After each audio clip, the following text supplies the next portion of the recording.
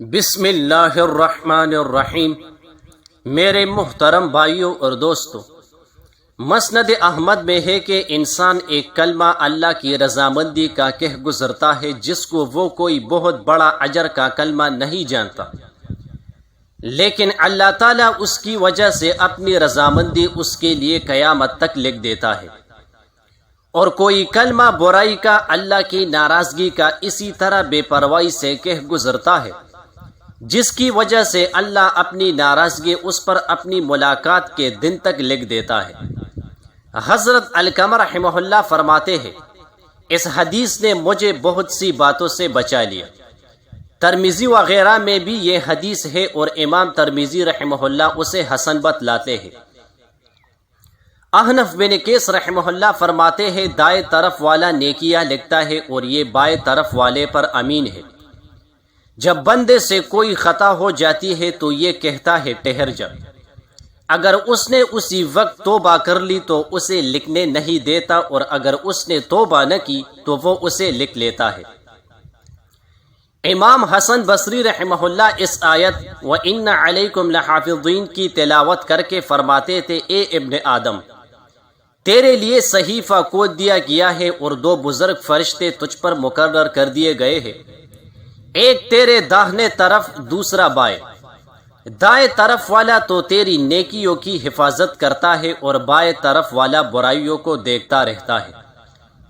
اب تو جو چاہے عمل کر، کم کر یا زیادہ کر، جب تو مرے گا تو یہ دفتر لپیٹ دیا جائے گا اور تیرے ساتھ تیری قبر میں رکھ دیا جائے گا، اور قیامت کے دن جب تو اپنی قبر سے اٹھے گا تو یہ تیرے سامنے پیش کر دیا جائے گا۔ مرد کتنے قسم کے ہوتے ہیں؟ حضرت عمر رضی اللہ عنہ فرماتے ہیں کہ مرد تین قسم کے ہوتے ہیں۔ ایک، پاک دامن، نرم طبیعت، درست رائے والا، اچھے مشورے دینے والا۔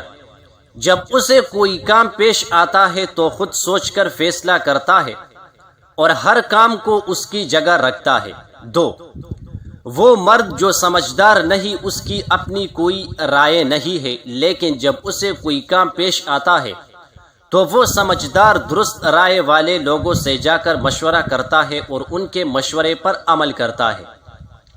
تین، وہ مرد جو حیران و پریشان ہوا، اسے صحیح اور غلط کا پتہ نہیں چلتا، یوں ہی ہلاک ہو جاتا ہے کیونکہ اپنی سمجھ پوری نہیں اور سمجھدار اور صحیح مشورہ دینے والوں کی مانتا نہیں۔ دل کی سختی کا ایک بہترین علاج۔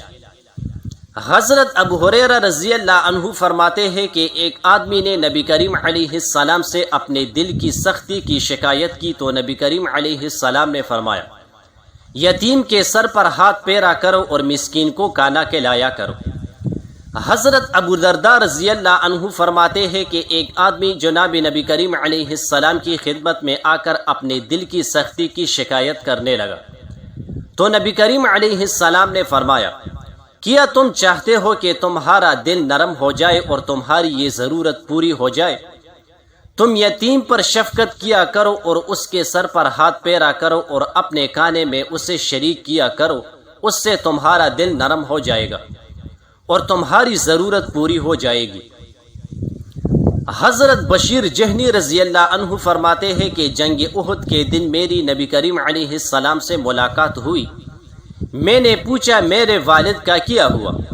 تو نبی کریم علیہ السلام نے فرمایا، وہ شہید ہو گئے، اللہ تعالیٰ ان پر رحم فرمائے۔ میں یہ سن کر رونے لگا۔ نبی کریم علیہ السلام نے مجھے پکڑ کر میرے سر پر ہاتھ پھیرا اور مجھے اپنے ساتھ سواری پر سوار کیا اور فرمایا، کیا تم اس پر راضی نہیں ہو کہ میں تمہارا باپ بن جاؤں اور عائشہ رضی اللہ عنہا تمہاری ماں؟ ایک عورت پر تہمت کا ایک عجیب واقعہ۔ ایک واقعہ ابن عساکر میں ہے کہ ایک خوبصورت عورت سے ایک رئیس نے ملنا چاہا لیکن عورت نے نہ مانا۔ اس طرح تین اور شخصوں نے بھی اس سے بدکاری کا ارادہ کیا لیکن وہ باز رہی۔ اس پر وہ لوگ اکڑ گئے اور آپس میں اتفاق کر کے حضرت داؤد علیہ السلام کی عدالت میں جا کر سب نے گواہی دی کہ وہ عورت اپنے کتے سے ایسا کام کراتی ہے۔